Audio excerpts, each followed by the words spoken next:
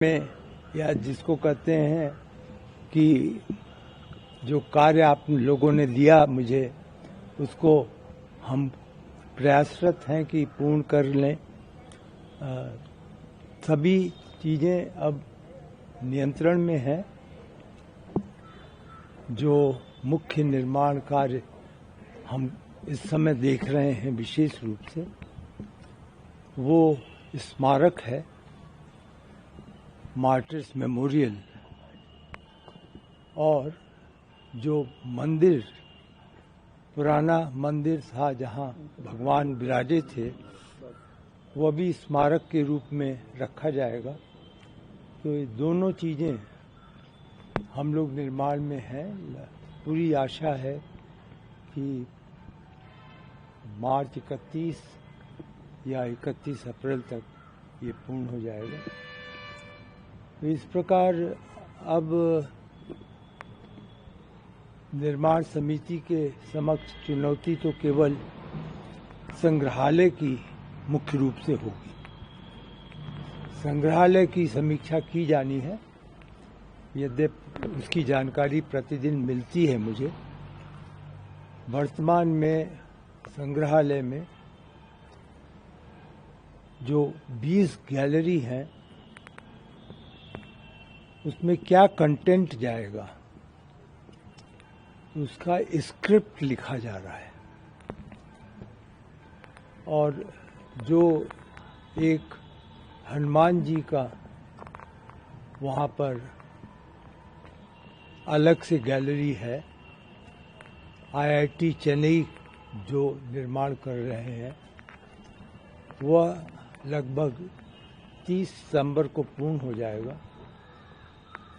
हम लोग, कम से कम मैं आपको यह अवश्य कह सकता हूं कि मेरा अनुरोध होगा कि सामान्य श्रद्धालुओं को सीमित रूप से सितंबर के बाद संग्रहालय में जाने की अनुमति मिलनी चाहिए। आपका स्वाभाविक प्रश्न होगा कि मंदिर में जो सभी निर्माण कार्य हैं, तो श्रद्धालु वहां पर कब जाएंगे। तो कल मेरी चर्चा हुई थी श्री चंपत राय जी से और ट्रस्ट के अन्य लोगों से, और पुनः मैंने कहा कि अब श्रद्धालुओं को अनुभव के लिए भी ये आवश्यक है कि धीरे धीरे छोड़ा जाए, लोग जाएं सभी जगहों पे।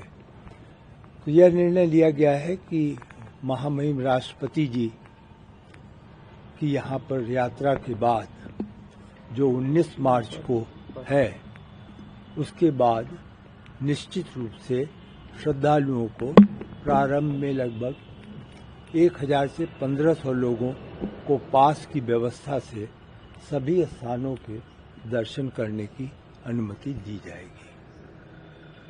बाबू जी, इसके अलावा रामकथा संग्रहालय में जो श्रद्धालु जाएंगे दर्शन करने, उनके लिए क्या व्यवस्था रहेगी? उनको भी पास बनवाना पड़ेगा या ऐसे ही जा सकते? नहीं, ये इस बारे में चर्चा चल रही है।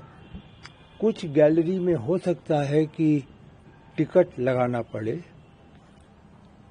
लेकिन सामान्य रूप से संग्रहालय में जाने के लिए अलग से कोई पास नहीं बनाया जाएगा, वह तो खुला रहेगा। कुछ जो गैलरीज हैं उनके लिए, क्योंकि वहाँ पर हम एक सीमित संख्या में ही लोगों को ले जा सकते हैं, वो उसकी सीमा है, मशीनरी वहाँ पर है, और उसको देखने के लिए, जैसे हनुमान जी की गैलरी है, यदि कोई व्यक्ति वहाँ जाएगा तो वो 12 मिनट की पूरी, वह 3D में पूरा उसको देखना है, और उसको बैठने की व्यवस्था है। तो जितनी सीटें होंगी उतने ही लोग जा सकते हैं। तो इसको ध्यान में रख करके हमें पास की व्यवस्था करनी होगी। तो आप जो बता रहे हैं टिकट लगेगा, तो वो टिकट निःशुल्क रहेगा या शुल्क लगेगा? इसके बारे में अभी निर्णय नहीं लिया गया है।